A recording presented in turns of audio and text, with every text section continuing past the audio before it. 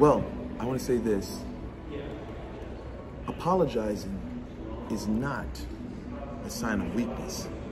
I know I recently made a video with a former rival of mine. People were like, "Oh my God, Leonard, you know, you're making videos with him? Why are you doing that? Why are you know?" Some people took it the wrong way. But what I want to say is that an apology says a lot. It says that you're mature. You're not thinking on a line of a 20-year-old back and forth. You're thinking on a greater scale. An apology does not show sign of weakness. If anything, an apology shows a sign of responsibility. When you're responsible, you take responsibility for whatever comes with whatever you have put in motion or whatever your rival has put in motion. When you are warring with another spiritualist and you're doing black magic to harm one another, the long-term consequence of that could be you can apologize, but you know that there's a potential that what they put in motion prior to your apology can affect you in the long run.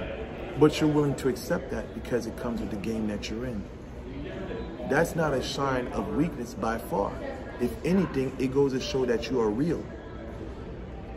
To know that you've been warring with this spiritualist and you've come to terms that it is more productive for you guys to be at peace than it is to be at war, knowing damn well that it could be 2 years down the line that's whatever that spiritualist did against you could possibly hit you 2 years down the line or 5 years down the line, but you're willing to accept it just for the sake of peace.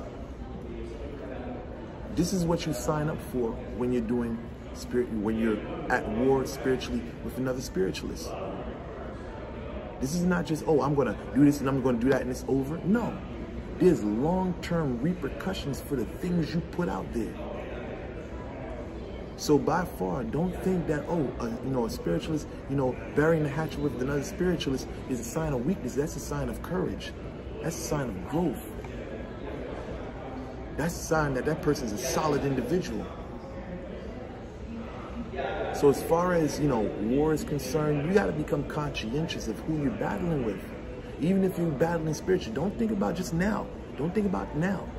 Think about the long-term repercussions of what you're doing or what the spiritualist that's doing against you is doing or going to do. So that's all I want to touch on. I don't want to touch, too much on that topic whatsoever. But yeah, I just want to say this, man. Spiritualists burying a hatchet, that's not a bad thing. If they know what time it is, then they know they got to be some real individuals. Just keep in mind that this person was at one point trying to do you in, trying to destroy your life, trying to ruin everything you had going on. And for you to turn around and say, well, you know what, let's bury the hatchet. It takes a strong person to be able to throw that out the window and say, let's turn over a new leaf. Let's make peace. Looking at the bigger picture, it's more productive for the generations to come to see the older people doing that. Because if the younger crowd sees two older individuals doing that, then that can basically set a trend for the younger people where, we don't gotta beef. We don't gotta make all this riffraff to be popular or famous. This is the game I want to spit for this moment.